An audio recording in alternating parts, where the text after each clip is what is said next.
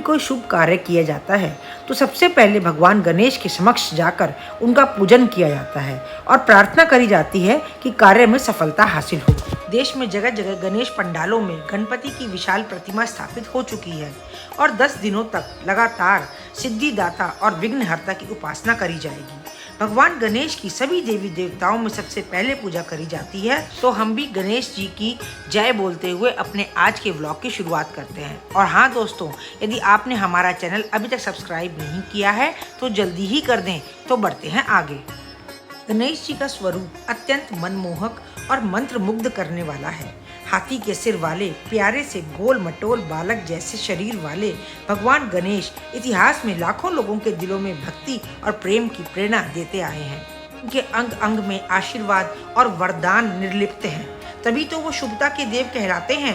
आइए आज आपको बताते हैं कि भगवान गणेश के विभिन्न अंगों का क्या महत्व है। प्रथम बात करते हैं गणेश जी के मस्तक की। गणेश जी का मस्तक काफी बड़ा है। अंग विज्ञान के अनुसार बड़े सिर वाले व्यक्ति नेतृत्व करने में योग्य होते हैं। इनकी बुद्धि कुशाग्र होती है। तो गणेश जी का बड़ा सिर यह ज्ञान देता है कि आप अपनी सोच को बड़ा बनाए रखिए। अगला है सूप जैसे लंबे कान। गणेश जी के कान सूप जैसे बड़े हैं, इसलिए इन्हें गज कर्ण एवं सूप कर्ण भी कहा जाता है। अंग विज्ञान के अनुसार लंबे कान वाले व्यक्ति भाग्यशाली और दीर्घायु होते हैं। गणेश जी के लंबे कानों का एक रहस्य यह भी है कि वह सबकी सुनते हैं और फिर अपनी बुद्धि और विवेक से निर्णय लेते हैं। बड़े कान हमेशा चौकन्ना रहने का भी संदेश देते हैं। गणेश जी के कान से यह शिक्षा मिलती है कि जैसे सूप बुरी चीजों को छांट कर अलग कर देता है, उसी प्रकार जो भी बुरी बातें आपके कान तक पहुंचती हैं उसे बाहर ही छोड़ दें, बुरी बातों को अपने अंदर न जाने दें। और अब है गणपति की लंबी सूंड।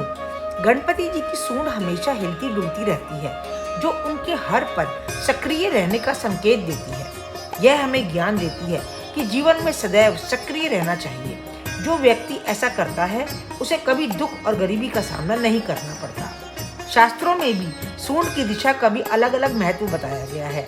मान्यता है कि जो व्यक्ति सुख समृद्धि चाहता हो उन्हें दाईं ओर सूंड वाले गणेश जी की पूजा करनी चाहिए।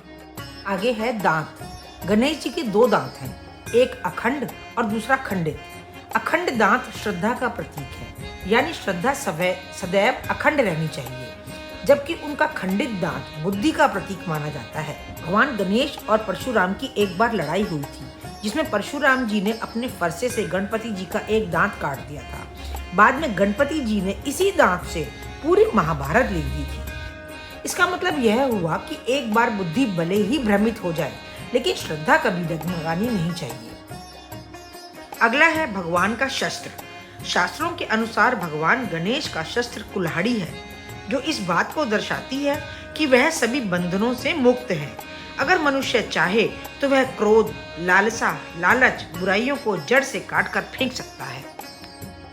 और अगला है भगवान गणेश का वाहन। भगवान गणेश का वाहन मूषक है, अर्थात चूहा। चूहा अनियंत्रित इच्छाओं और अहंकार का भी प्रतीक है, जो व्यक्ति में मौजूद सभी अच्छी और नेक चीजों को नष्ट कर सकता है।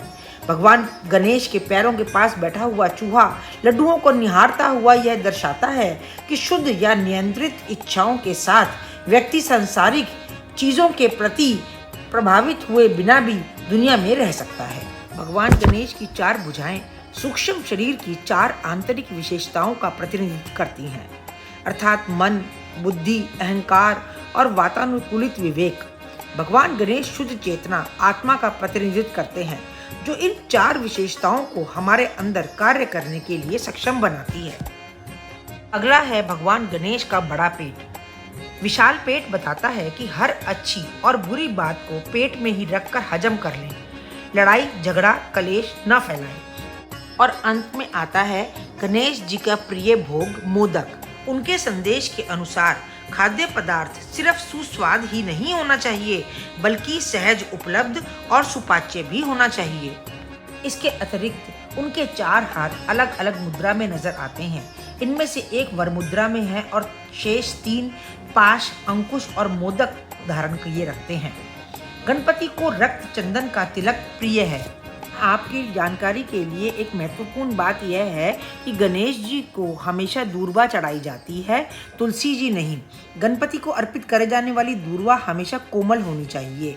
दूर्वा की पत्तियां विषम संख्या में अर्पित करी जाएं तो यह उत्तम माना जाता है। तो मित्रों, विघ्नहर्ता गणपति का स्वरूप चाहे कैसा भी हो, लेकिन उनके इन शरीर से कुछ सीख लेकर के हम अपने जीवन को पूर्ण रूप से बदल सकते हैं। तो मित्रों, आज का व्लॉग आपको कैसा लगा मुझे कमेंट बॉक्स में कमेंट करके ज़रूर बताइएगा। और हाँ मित्रों, इसे अपने परिवारजनों और मित्रों के साथ शेयर करना बिल्कुल ना भूलिएगा। तो मिलते हैं अगले व्लॉग में, तब तक के लिए राम राम।